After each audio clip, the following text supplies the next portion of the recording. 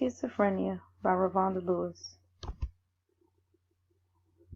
Schizophrenia is a serious brain disorder that distorts a person's ability to think clearly, act, manage emotions, make decisions, and relate to others. This mental illness affects about 1% of Americans.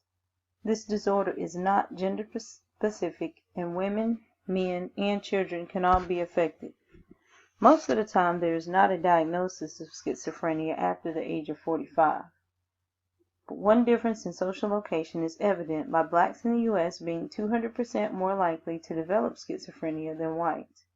African Americans and Latinos are more likely to be misdiagnosed as a probable result of cultural and religious beliefs or just language barriers. A few causes of schizophrenia, and this can be found at a website, www.webmd.com/schizophrenia, and from there you can go to several different tabs or links for more information. Some causes of schizophrenia are genetics, in which there is not one gene that causes the disorder. Chances increase by 10% if you have a first-degree family member that has it, like a parent or a sibling.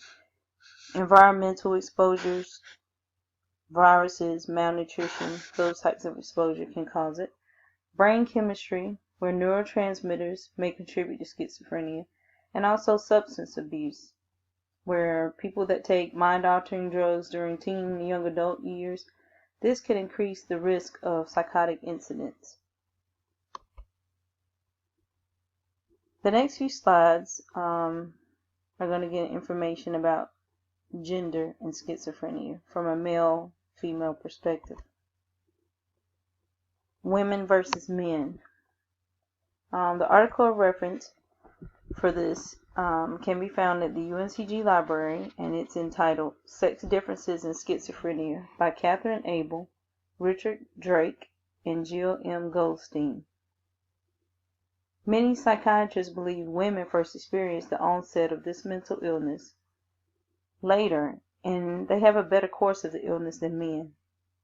Women are diagnosed around the age of 25 to 30, and men around 18 to 25 years of age.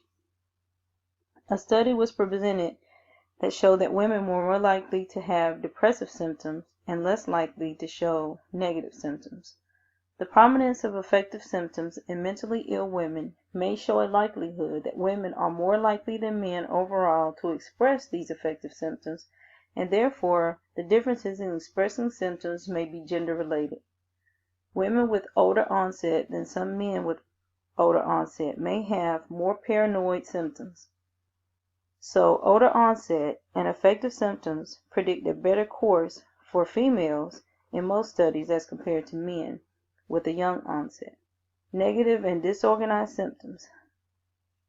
But there is not strong evidence that sex or age can predict the course independently of precisely assessed symptom profile at presentation.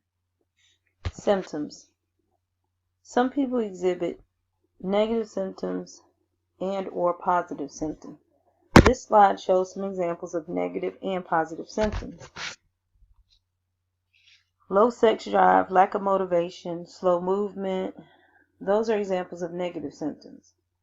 Negative symptoms for a layperson are the mental abilities that the patient has lost or can no longer perform. So anything that diminishes their abilities, those are considered negative symptoms. Positive symptoms such as hallucinations, disorganized thinking, delusions, those are examples of positive symptoms, and it refers to mental diminishment in the patient's perception of reality. Their perception of reality just doesn't exist anymore. How people are affected by schizophrenia. Families dealing with a member with this illness have found about 3 ways to help them cope, or 3 ways, for example, that I found in my research. Support within the household, support from family and friends, community resources, and support. The effects of this illness can either be treated and some function very well, but the end result, if left untreated, can even be suicide. Some go on to college, have jobs, families.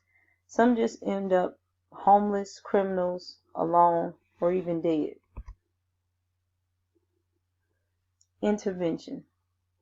The article that I chose for the intervention is Gender Differences in Outcomes in People with Schizophrenia in Rural China. And it was a 14-year follow-up study, and there's a link listed.